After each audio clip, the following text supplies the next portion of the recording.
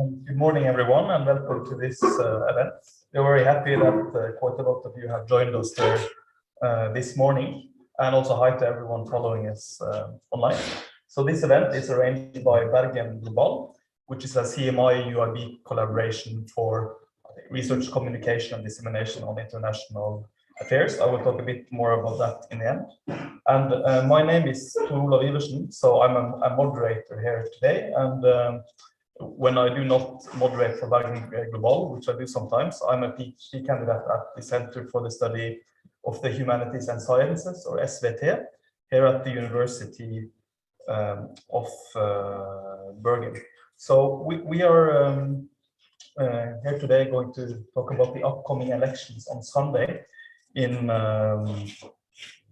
Hungary, and perhaps particularly the incumbent Viktor Orbán, which some of you may know a bit about. And in July of 2014, he held a speech. I think then he had been Prime Minister in this round in 2010, which has become rather famous, or perhaps infamous, where he argued for something he called illiberal democracy, as opposed to the liberal democracy that at least Europe and the West prided itself upon.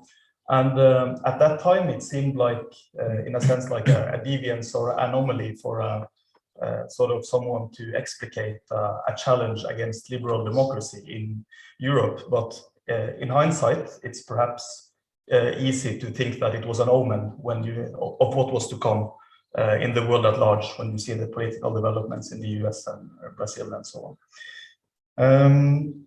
Yeah, I do not really know that much about Hungary, so fortunately it's not mainly me doing the talking today. And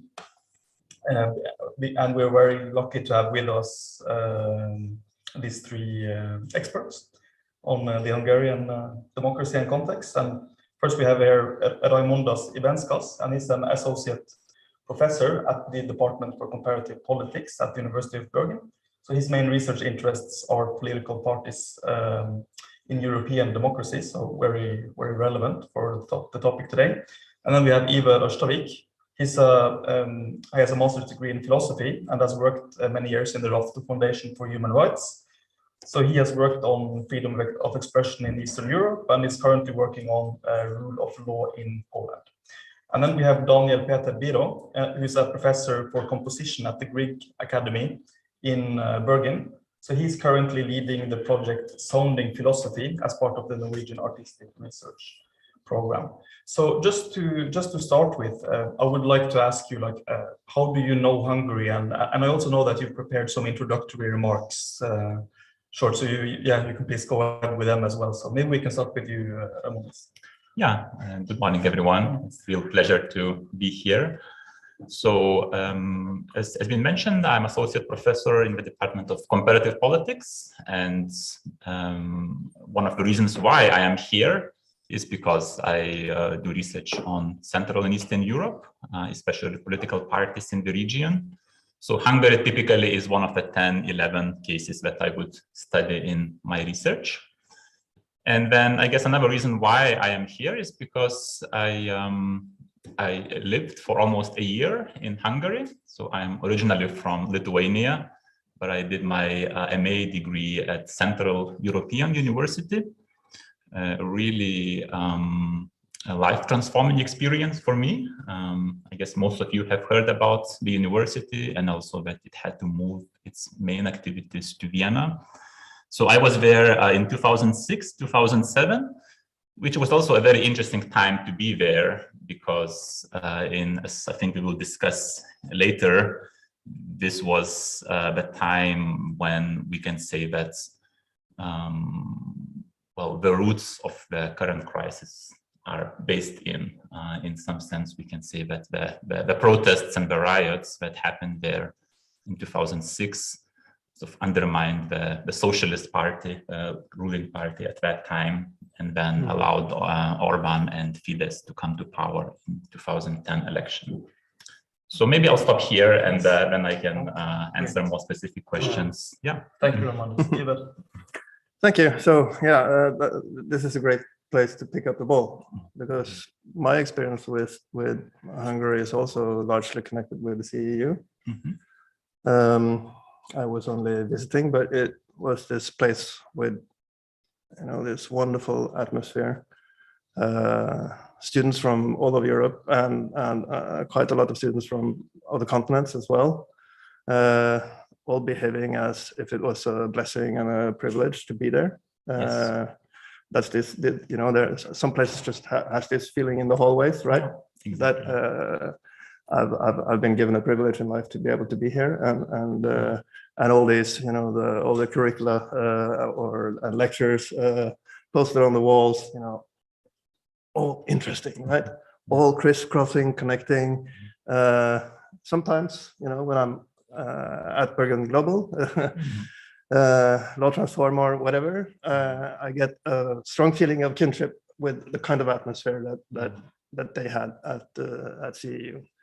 And it's still there to some extent, but scaled down a lot. And the whole administration and all the formal affiliation is now in Austria. So I was there because I work for this foundation, which hands out a human rights prize every year, and then we work to the best of our ability and with our limited resources to promote their work or enlighten the world about issues of concern for them. And at the very start of the foundation in the 80s, one of the first prizes went to Fidesz. 1989, Fidesz got the Rafto Prize. Which is Orbán's political party. Which is Orbán's political party. So, and it's a fantastic story, the story of the party. It is a students' party, right? It started, it was a student group or network, as everybody saw the system breaking down in the late 80s, right? Who formed the political party and came into the new parliament after the wall came down and democracy, or at least semi-democracy, was growing. Now, Orbán was already by then a very central player in this very fresh, youthful party, but he couldn't come or wouldn't come, I don't know. Instead, a guy named Péter Molnar came to represent Fidesz. And Péter Molnar, I know quite well after these years working mostly with CEU as host to gather Eastern Europeans to discuss various freedom of expression subjects. Orbán came from a village some distance outside of Budapest. So whenever he had business in town, he slept with Peter. Orbán slept on the couch in Peter's mom's apartment in central Pest, close to the river in the old quarter. And they knew each other well. And now Orbán is, you know, the most successful authoritarian politician in Europe. He lives in a castle on top of the hill on the Buda side, the old aristocratic castle, kind of gloomy, I think, at least when seen from a distance. And Peter is still, you know, an independent, extremely liberal, artistic, non-affiliated political citizen, working as in a radio, doing slam poetry. So it's in a sense in these two characters, right? A very significant piece of European history has played out, and in a rather depressing way, perhaps. But well, being there, being involved in this story has certainly made an impression on me and my understanding as a part of this European. What was it originally called in the 19th century? The concert. Yeah, the European concert. Yeah. Thank you. I'll stop there. Yeah. Thank you, Dániel. Yes, I'm Dániel Péter Biró. I'm a Hungarian composer and composition professor here at the Grieg Academy. Yes, I'm also a scholar of Hungarian music. I wrote a book about Béla Bartók, and I still have a lot of family in Hungary. So one could say that I'm one of the many intellectual refugees from Hungary also, because there's a large contingent of people who are forced to leave Hungary because of the system, the way it is. So you mentioned the CEU. So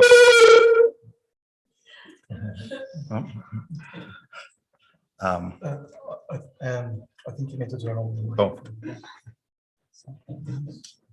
Now, is it on? Yes, okay.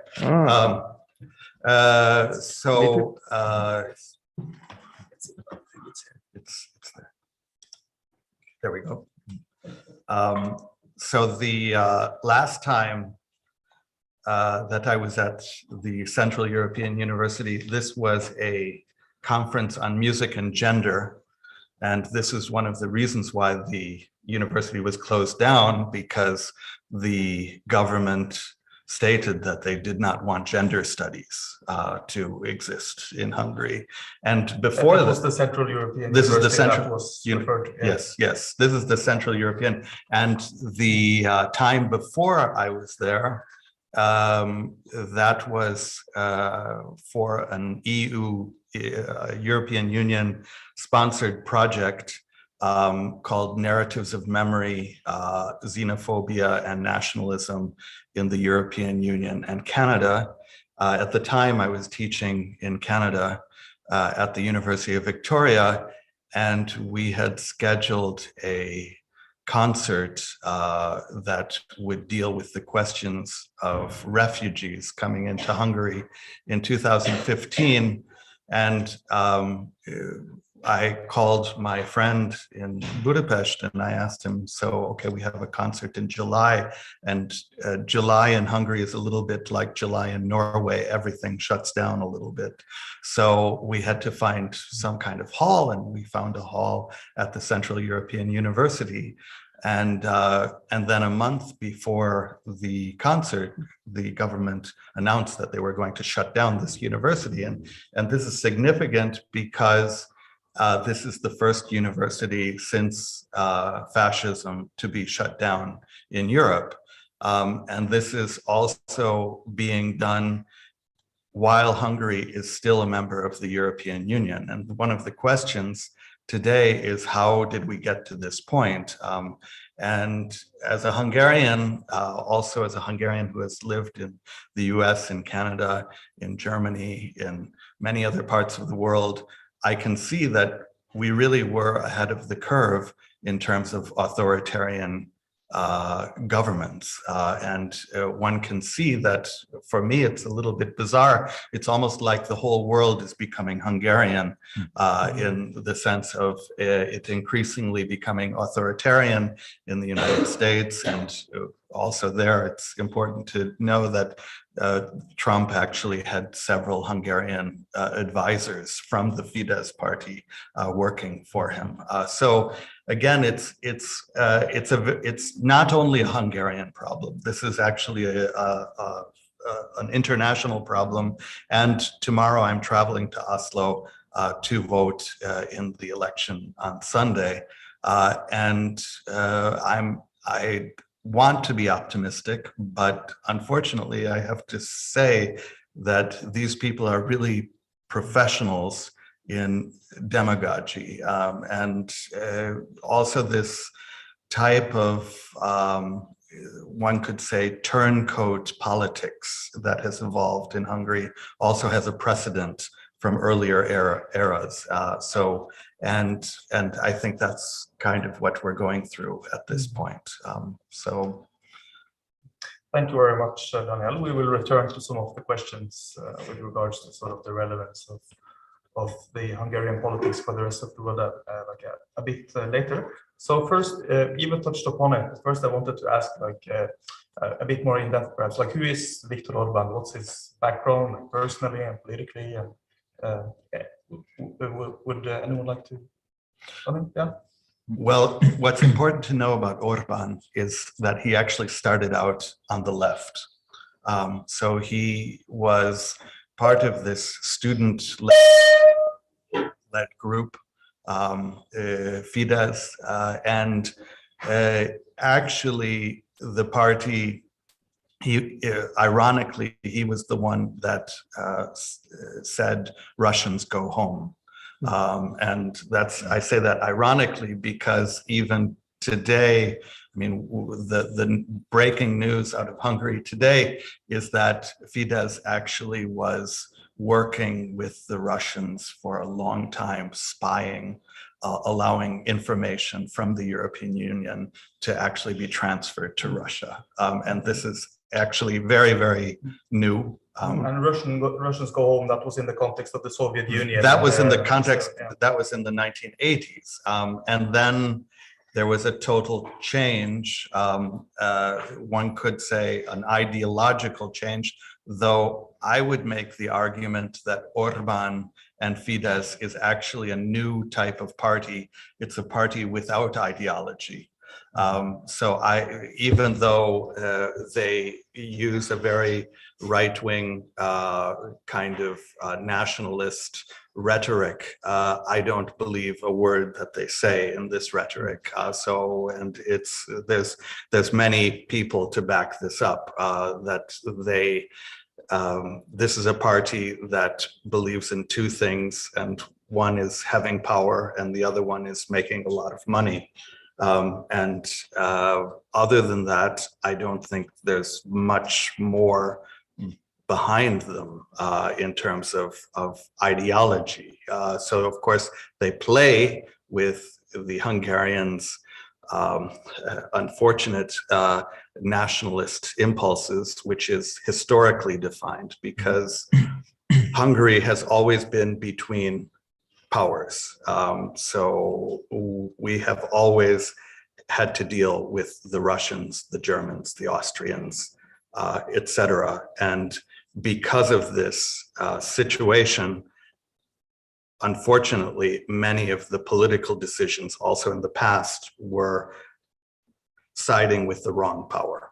And this is happening again today. So one has to actually see Orbán also in a historical light in that way. So going forward on that point of ideology and what they want to achieve. So what is this illiberal democracy that he claims to want, perhaps, or the political scientist of the panel could start? Yeah, no, I mean, I guess for political scientists, illiberal democracy would mean electoral democracy, democracy that does not have a liberal component, rule of law, protection of individual rights.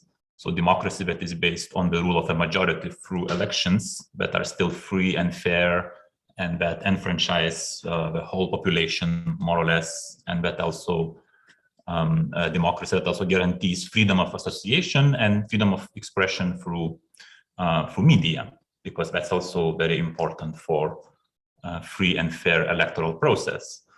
But then if we think if Orbán is really pursuing that kind of democracy, electoral democracy, I don't think so, because he certainly has undermined both the liberal component of democracy, but also the electoral component of the democracy. I mean, the elections since 2014, the parliamentary elections in 2014 and 2018, and I'm sure it will be the same for this forthcoming election, were declared by OSCE, an important international organization working on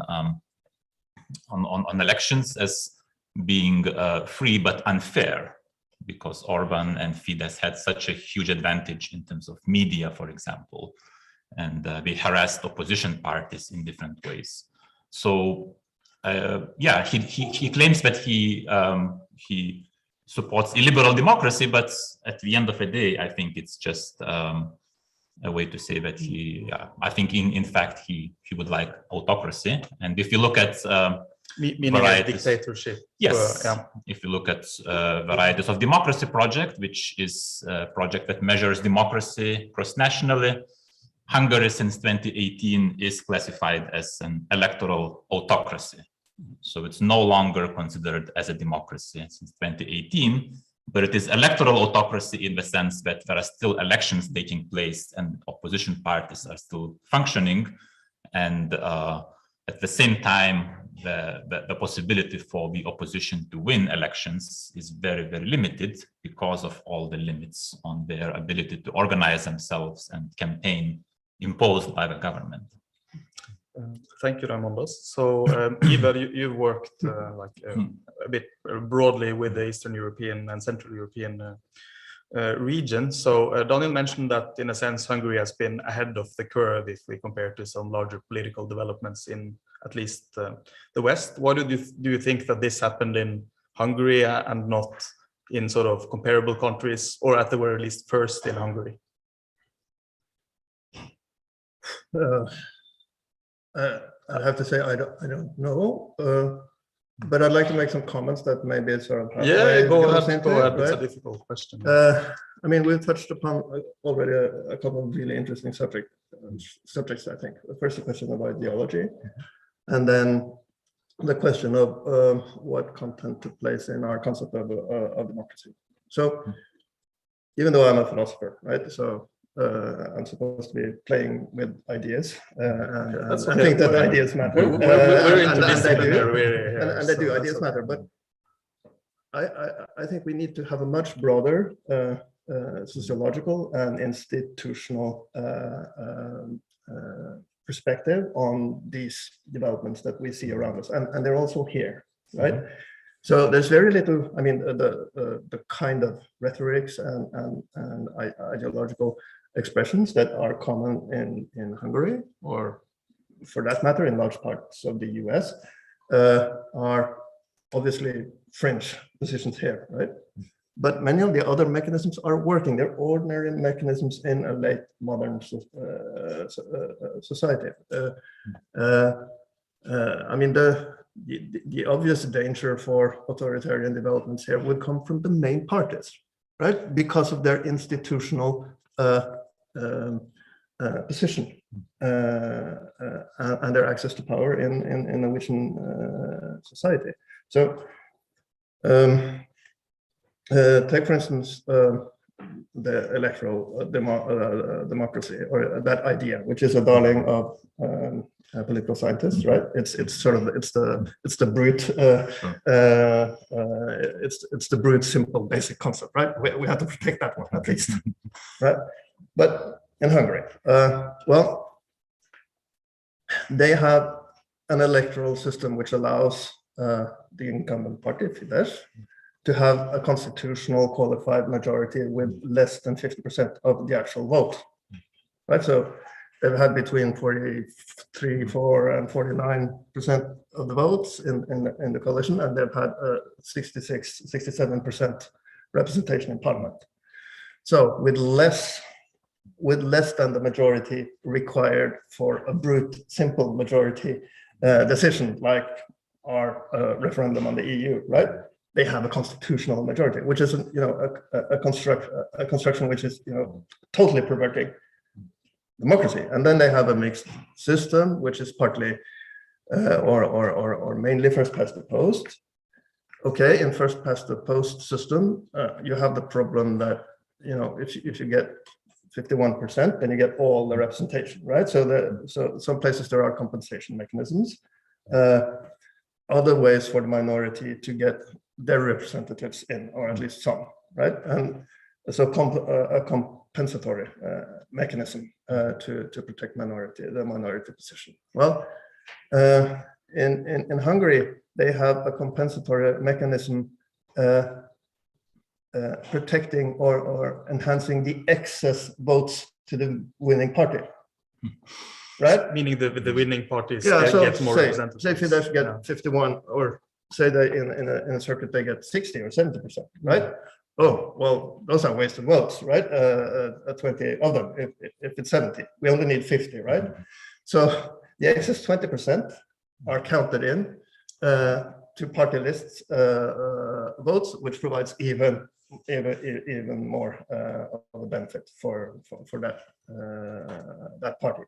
So that's a perverse construction, which obviously goes against all substantive ideas of electoral democracy. And you don't mention the gerrymandered districts Yeah. either, which are constantly changing.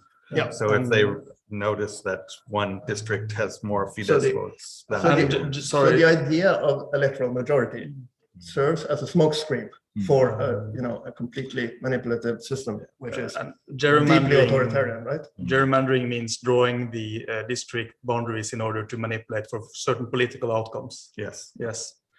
And now I would like to turn our attention to the opposition that has supposedly formed what is called a super coalition. So Dániel, what is a super coalition in this context? It's a very dubious group of people. Because Really? when I see who I will say I will be voting for on Sunday, I mean, I'm not voting for someone, I'm voting against someone. So I'm voting against Fidesz and against the total party power of Fidesz, because if you look at Márki-Zay's coalition, you see the Green Party, the Fascist Party, the Central Party. So it's all over the political spectrum. I mean, the Fascist Party, which is actually a very substantial party. Is that Jobbik? Jobbik, yes. Jobbik, They're number two. which means the right and the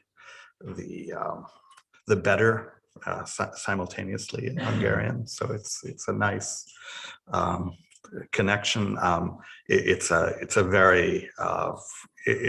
They're really extremists. So they're Holocaust deniers.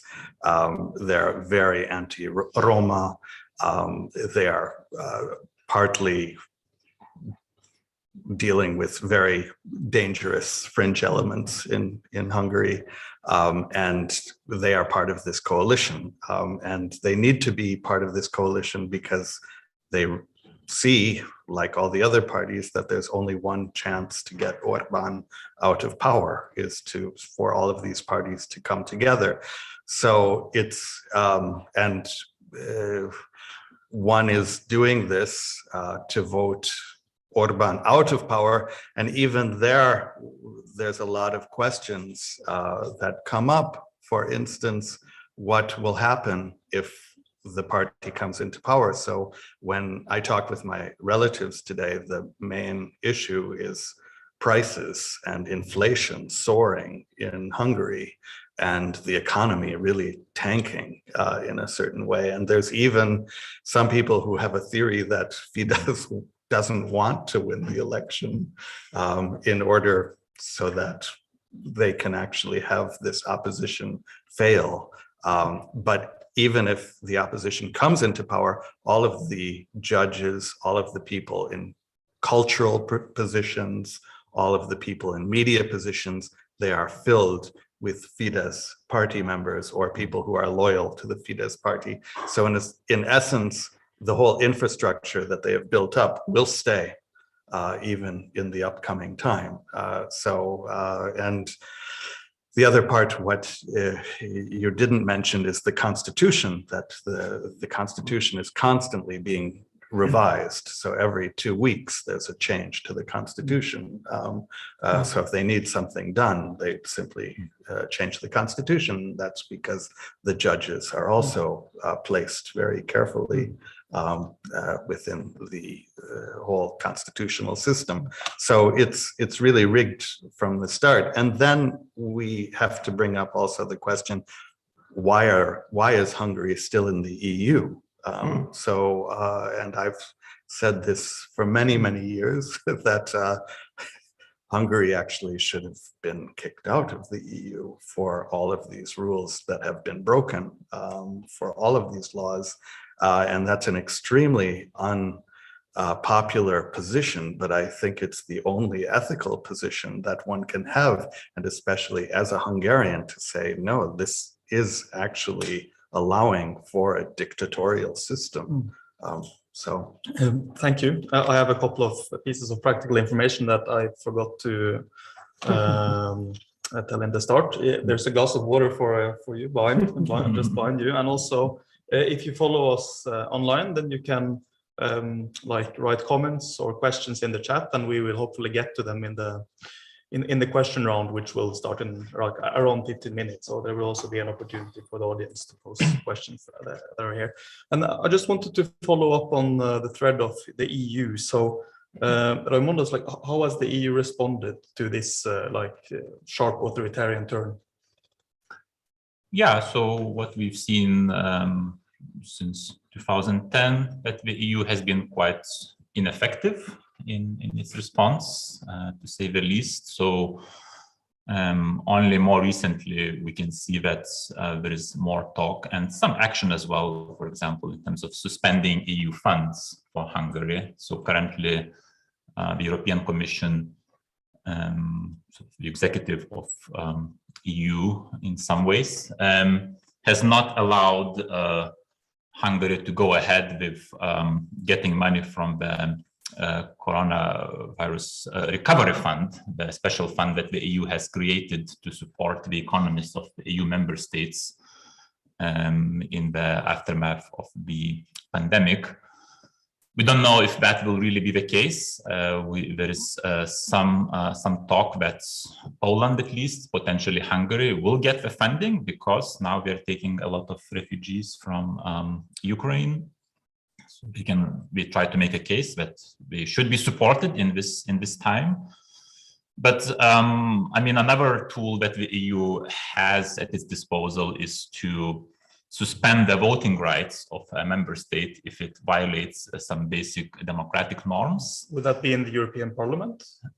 So for that to happen, there is a rather long procedure, but ultimately it is the case that all other member states have to vote for that, which meant that the EU hasn't done that before 2015, at a time when you could think of Hungarian government as the only illiberal or authoritarian government among EU member states, which was kind of a missed opportunity because in 2015, Law and Justice Party in Poland came to power, and that's also a radical right populist party, which at least until recently, now we see a little bit of disagreement between Hungarian and Polish governments with regard how to respond to the Ukrainian crisis.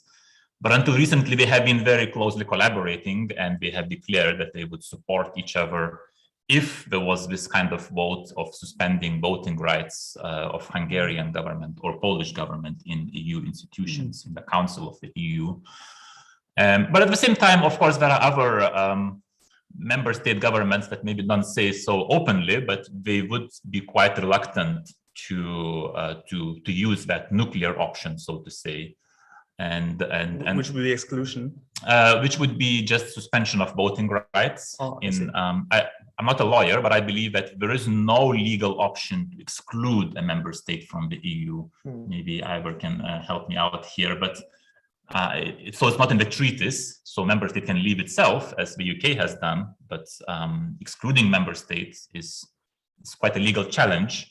So some people have even suggested relaunching the EU while leaving out Hungary and Poland, so to create EU number 2, right? So that could be one option to do it, but that's of course very difficult to do as well. I can imagine. But yeah, so I think that there are other countries in the EU, and Orbán and Fidesz have been very skillful in sort of bringing support to their case.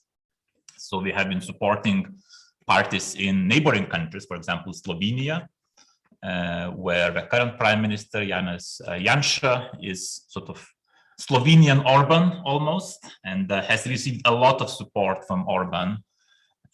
Croatia as well, and then there are ethnic Hungarian party in Romania, which is also in a close alliance with Orbán.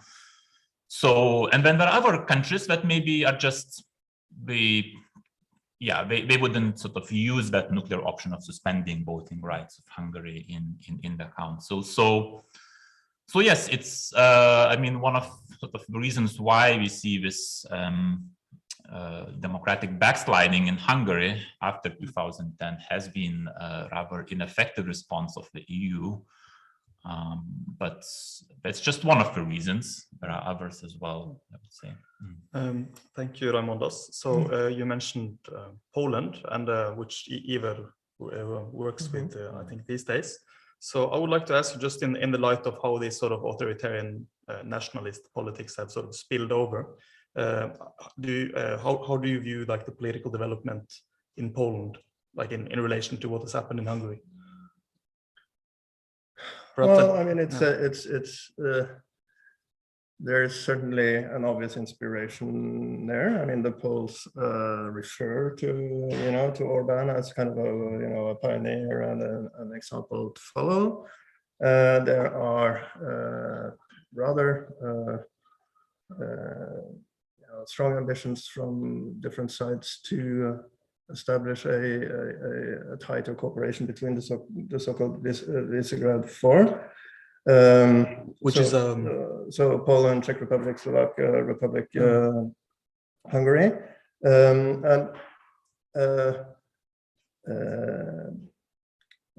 there is also this partly ideological but partly technical cooperation that Raimondas hinted at.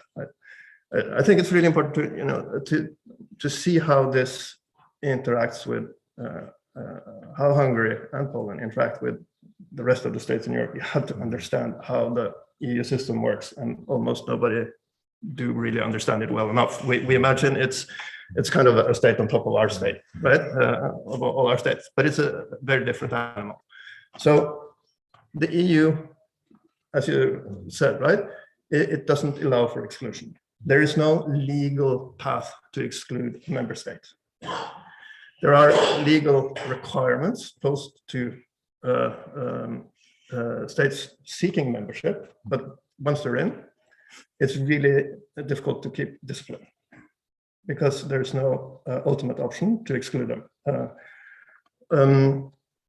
And that means that if Hungary or Poland or Germany or whomever it might be among the member states start behaving really badly, the whole system is really, really vulnerable. And once we start talking about the EU and Norway, I don't know, 60–70% of Norwegians think, well, okay, then it's not our problem, right? Because we're not in the EU. Well, we are. We are in the EU. Don't get confused by the concepts and the labels here, right?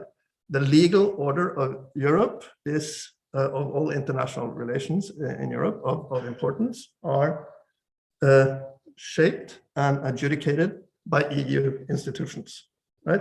And our institutions are legally obliged to harmonize the rulings we make to the president of the European institutions. So the EFTA court has to harmonize its rulings with the EU court, and the Norwegian court has to harmonize it with the EFTA court. We're part of the same system. We just chose to have certain areas of arbitrary freedom, more or less, except for the realities.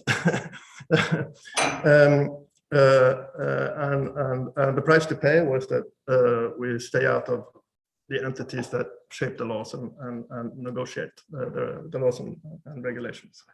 And the EU is, on the one hand, right, it's a very soft form of power in the sense that there's a very high degree of veto power from the member states. So all really significant decisions require anonymity. And if there's no anonymity, no decisions will be made, and we stay with the status quo. But on the other hand, it can be hijacked, right? And that's what's happening with Hungary and Poland. So they sabotage, really important decisions in the EU system to avoid having introduced constraints requiring that they respect, basic norms of rule of law or basic minority rights principles or audit of EU funds or whatever it might be, right? So and that's a really dangerous system for it's a dangerous situation for the whole EU structure. And the EU is really, really important. The trade in Europe between countries is on the same size as the GDP of Germany, the economic powerhouse in Europe, and in many ways the strongest economy in the world, with 80+ million people. The EU contribution to the budgets of Poland and Hungary is 3 to 5%, roughly. Depends a little bit on how you calculate, right? Of their GDP, right? And in any state, 95% of the budget or 98% is always tied up in advance, right? There are contracts with employees of the state. Most of the money is already spent, right? When you negotiate the budget, and it's really hard to change it. You have to let people go, or to close down schools or hospitals or stuff like that. So the part of the budget that you play with, it's just a tiny percentage. And when all of those money comes from the EU, that's the play money of Orbán and Kaczynski, right? This last bit of 3 to 5%, and that can run freely into the system of nepotism and corruption and favoritism for party supporters who are in Hungary, largely, businessmen. In Poland, it's more of a. I think it's right that the support for the system is more inside the party structure and the formal positions of state, but. Yeah, they're clearly obvious similarities. Thank you, Iver. I had like one more question I wanted to get to before we go to open for questions from the audience, and that is something you already touched upon, Daniel, but the situation for different kinds of minorities in Hungary, so sexual and gender minorities and ethnic minorities. I wonder if you could talk a bit about how this whole situation has affected them. Mm-hmm.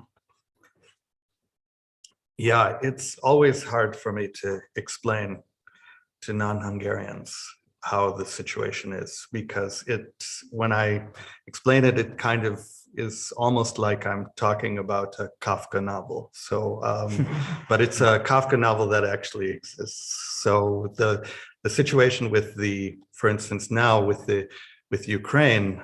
So I have friends who are helping refugees coming from Ukraine, and there's a large Hungarian population in Ukraine also that is coming across the borders. But they're telling me that, as is awaited, the border police will then turn away the Roma who are trying to flee the Ukraine. Yes, and that's a constant issue in Hungary, the Roma politics, and also the concert that I mentioned, which was at the Central European University, where we could not advertise the concert because of the content of the concert dealing with migrants. When I came to Hungary at that point, I took a taxi from the airport to the city center, and plastered everywhere was this billboard with George Soros on it, smiling and saying, George Soros, the billionaire. The billionaire, the founder of the Central European University, who is a Jewish Holocaust survivor from Hungary, and Soros smiling, and it says, Hungary's most successful government, 98% against illegal immigration. Don't let Soros laugh last, right? And so the Jewish community came out and said, well, this is clear anti-Semitism. And this has a historical precedent. And of course, Fidesz said, no, we're not anti-Semitic. We're simply against Soros, right? So, there's an old joke in Hungarian joke, which is someone goes into a Hungarian village and asks, is there anti-Semitism in this village? And the answer is no, but we have a great need for it. right? And that's basically how the political discourse also works, because there are these catchwords that come up like cosmopolitan, right? So not truly Hungarian. And again, this also Orbán plays with and Fidesz plays with because they make these illusions, and unfortunately, these illusions have a political clout, and people respond to this. So this is an enormous problem within Hungary today is minority populations, and in terms of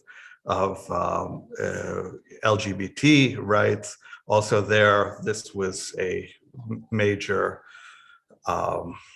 issue that came up, for instance, now saying that in schools certain books could not be read, or LGBT communities could not be represented. So it's really medieval, the type of politics. But as we know, and this is again just following the whole political discourse, and I know many people who have known Orbán since the 80s, and we know that none of this has any weight in terms of what they actually believe. They simply use these issues for their own power. So again, it's very complicated, this whole thing. So and I call it a type of post-ideological politics, because it's beyond ideology now. Thanks a lot. So now I would like to open for questions. Is there anyone? Please, Sigbjørn. I think, do we have a microphone for? Yes, just a moment.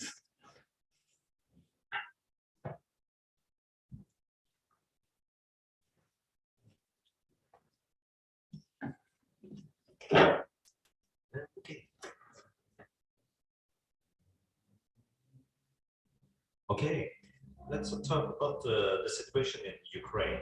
How does it impact Hungarian politics and the position of Viktor Orbán? I mean, well, until the Ukrainian war, the Russian invasion, it was generally considered that Orbán and Putin were really best buddies in some sense. And then afterwards, there was a type of distancing. And the official excuse that Fidesz uses is that Hungarian safety comes first, right? So that we have to protect Hungarians and not get them involved in this conflict. And obviously it's totally hypocritical, because everybody knows that the gas comes from Russia through Hungary to Western Europe. And this is a major income source for Hungary, for also people in the party. So again, it's an old kind of Hungarian problem of being between the powers and not offending taking the wrong side, and not offending the partner who you're taking the wrong side with, and playing this game of saying, yes, we're nationalistic, we're protecting our own, we can't actually get involved with these neighbors next door, etc. So yeah, if I can maybe yes, please compliment. As I was preparing for the event, I saw some data about the public opinion polls, and it seems that opposition supporters are condemning Russia for invading Ukraine, but I think there is more or less an equal split among the supporters of Fidesz. So around half of them would in some way justify Russian invasion. So, and then the other half, would condemn it. So in some way, I think what Orbán has done is quite smart, sort of taking this middle position, sort of condemning invasion, but in practice, not taking too many measures to support Ukraine. For example, not allowing weapons transported through the Hungarian territory to Ukraine, which is unfortunate because, for example, I guess I'm not a military expert, but I think NATO has an important military airport in Hungary, which can be used to transport a lot of weaponry to Ukraine.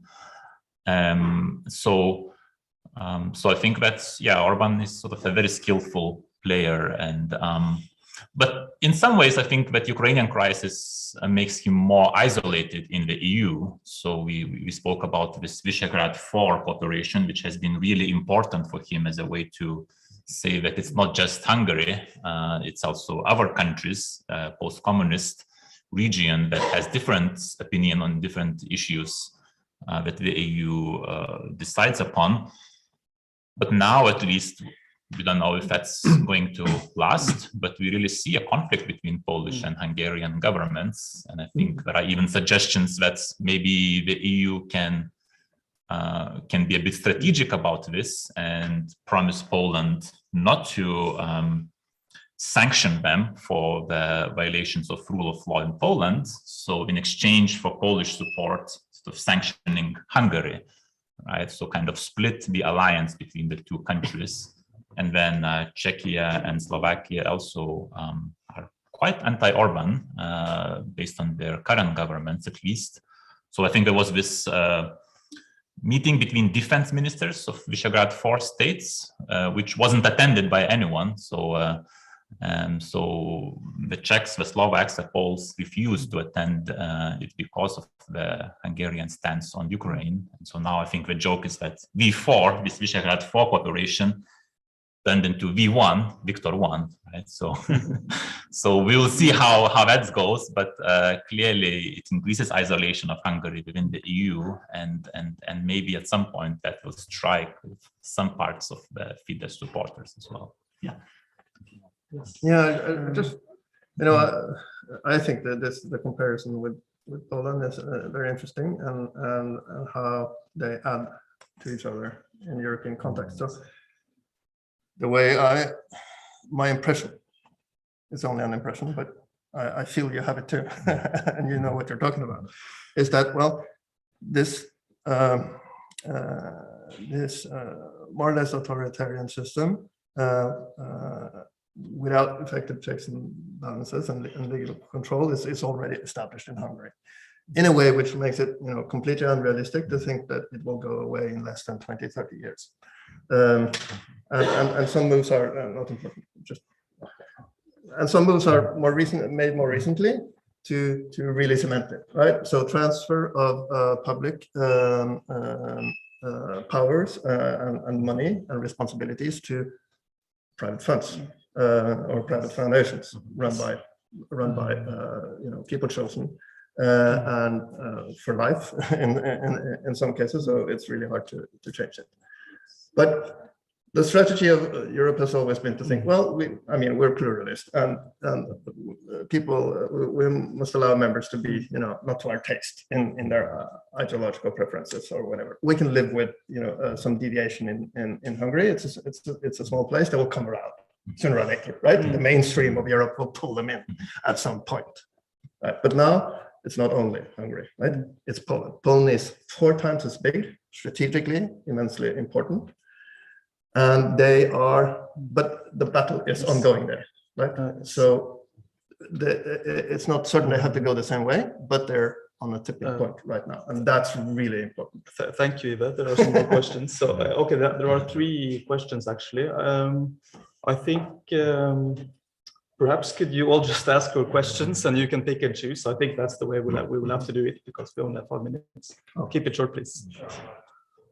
So, I have a very good question, and that is, do you see the threat of sanctions by the EU, as in the threat of withholding funds, as a factor in the election? It has the government use that to try to scapegoat the possibility that the EU is trying to use our different views as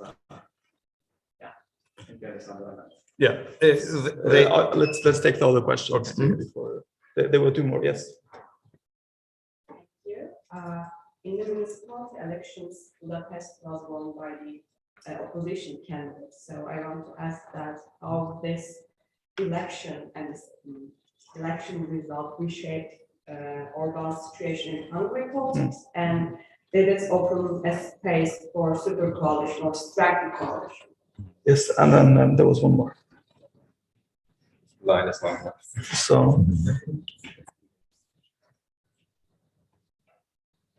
I was just wondering if the super coalition has any strategic plans if they win. Do they have any policy issues that they already have discussed?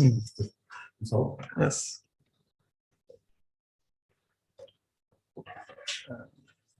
Okay, so there was the Budapest elections, and there was the plans for the super coalition, and also the scapegoating. So, if any, please, Dániel. I mean, in terms of withholding funds, so they've played with this for the last 10 years. So this whole argument about withholding funds, and of course, so the Fidesz loves to promote the narrative that we're all victims of the EU, right? And that we're standing up for, strong values that, Hungarian values that are not EU values. So again, that does play a role.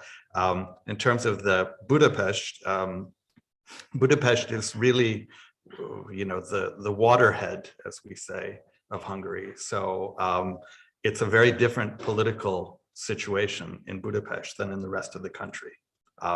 And I remember being in demonstrations in Budapest and then going to the countryside, and people didn't know that these demonstrations are actually happening in Budapest, right? So, so again, it's very complicated, this whole relationship.